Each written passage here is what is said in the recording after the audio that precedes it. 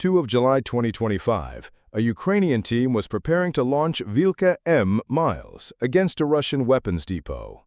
But seconds later, they picked up the electromagnetic emissions of the Russian Zoopark-1M radar less than 40 kilometers away, a clear sign they had been located. A deadly barrage of Smerch rockets was fired at their position. What was meant to be a precise operation turned into a race against time. The team had only 6 minutes to fire their missiles and escape alive, while the Russian Torm M2 systems were already ready to intercept. As the seconds passed, the Ukrainian team was already positioned near Pokursk. The target was a massive ammunition depot in Kartisk, a key piece in keeping the Russian army supplied in the region. If destroyed, it would directly weaken the ability to sustain the offensive in Donetsk. About 15 minutes earlier, the Ukrainians had fired a few test rockets at secondary targets. The goal was to create a distraction, but that move immediately triggered an alert in the Zoopark-1, the Russian counter-battery radar designed to detect any artillery activity. From that moment, the system was scanning the sector, waiting for the next launch. The instant the Vilka M began preparing the main strike, the Zoopark-1M locked on to the position and transmitted the data to Russian artillery. The 6-minute countdown started right there, at the moment when the electronic hunt turned into a duel of power.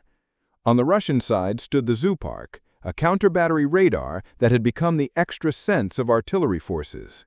Mounted on armored vehicles, it scans the skies and calculates in seconds the trajectory of any incoming rocket or missile.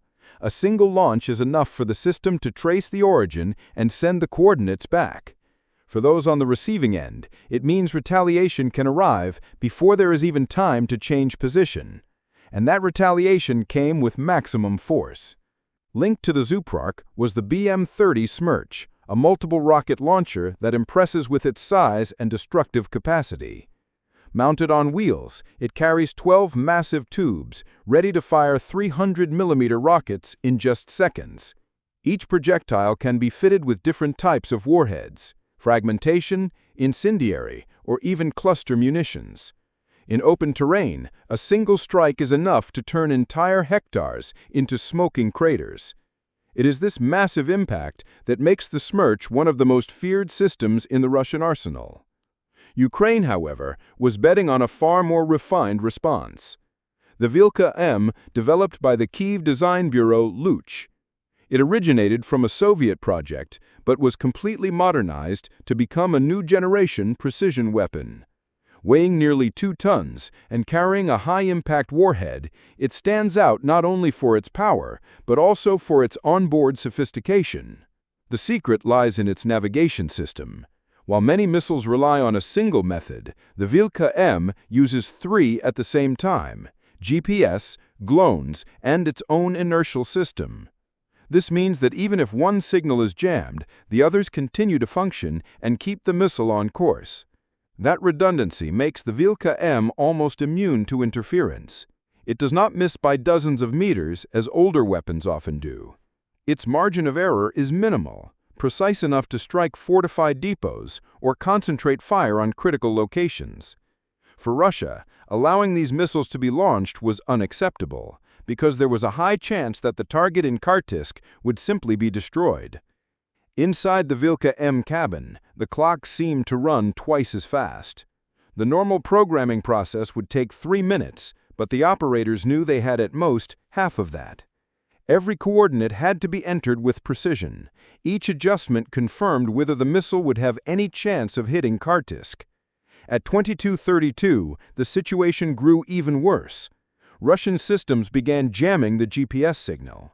Without external data, they had to rely on preloaded information and manual input, a risky method that increased the margin of error with every second lost. With the countdown underway, there was no time for protocols. The firing sequence, which should have had a 45-second safety gap between each missile, was compressed to just 30. The first rocket tore across the sky, lighting up the darkness. The operators immediately began preparing the second, then the third, and finally the fourth launch. Each missile was an act of desperation. The more they fired, the clearer their position became to the Russians, who were already ready to strike. the pressure did not come only from the monitors. Outside, the familiar sounds of Russian rockets began to echo, first distant, then closer. It was proof that the Russians had not only detected the launch site, but had already activated their batteries. Every second spent inside the vehicle could be their last. As soon as the fourth missile was launched, there was no time to look at the result. The driver shifted gears and accelerated. Seconds later, the first Smerch rocket struck the spot where they had been, exploding only 400 meters from their original position. The escape unfolded literally under fire, amid the chaos of explosions that engulfed the Ukrainian night. In the air, the most decisive contest was beginning. 4 Ukrainian projectiles advanced towards Kharkiv, crossing a network of defenses that the Russians had built like a steel belt. This layered barrier combined different generations of systems. The modern Tor M2, capable of intercepting targets at short range, the Pantsir CS-1, which pairs automatic cannons with guided missiles, and even the old Shilka, a Soviet legacy still used as the final coverage line. On the map, the layout resembled a mosaic of overlapping zones, each one ready to detect, track, and destroy any intruder before it could reach the ammunition depot. The first traces of the attack were quickly spotted. A Tor M2 radar locked on to the target and launched 2 interceptors in sequence. The trajectory seemed inevitable. Within seconds, the missile would be shot down, confirming the efficiency of the Russian system.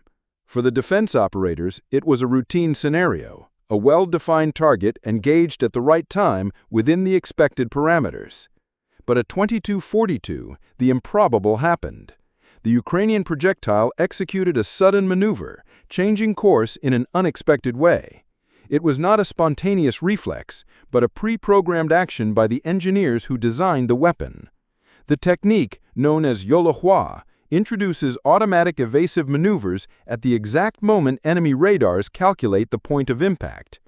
The result was that the Tor interceptors lost their reference and exploded into empty air. Even damaged by shrapnel, the missile relied on its inertial system to recalculate its route and continue toward the target. That isolated move was already remarkable, but the real pressure began in the following seconds. The other Ukrainian missiles arrived almost simultaneously, launched from different angles.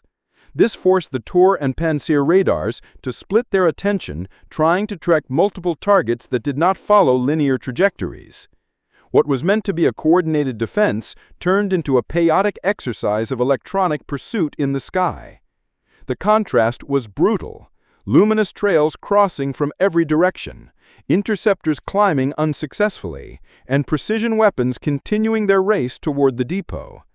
The barrier that had seemed impenetrable was starting to show cracks under the combination of planning, numbers, and technology. For the first time, the advantage did not lie in Russian saturation, but in Ukrainian ingenuity. In the dark sky, the 4 projectiles pierced the last defensive line and plunged toward Kharkiv. Seen by drones kilometers away, the points of light turned into columns of fire. The first detonation struck external storage and triggered a chain reaction. Stockpiled munitions exploded in sequence, sending shockwaves across the entire area. Seconds later, thermal cameras captured the most feared scene. The underground bunker, packed with supplies, collapsed in an explosion so intense it lit up the horizon. The strike eliminated about 3,000 tons of ammunition in a single blow, enough to sustain weeks of continuous bombardment. Without that stockpile, Russian lines in Donetsk were left without the firepower needed to maintain pressure. Logistics were forced to reorganize in haste, and artillery fell silent across several fronts. Beyond the material loss, there was the psychological blow. The realization that not even the most protected depots were safe against Ukraine's new generation of weapons. For the crew that launched the missiles, the mission ended in survival.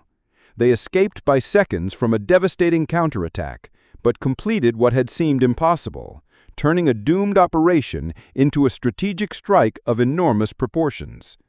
The message was clear. On the modern battlefield, brute force alone does not decide, but the combination of smart technology and tactical boldness. The duel between missile and shield ended with precision defeating saturation. And this was only one part of the invisible war unfolding before our eyes. We showed how a Russian attack on a column of North Korean tanks fighting on Russian soil revealed another unexpected and brutal chapter of this conflict. Thanks for watching.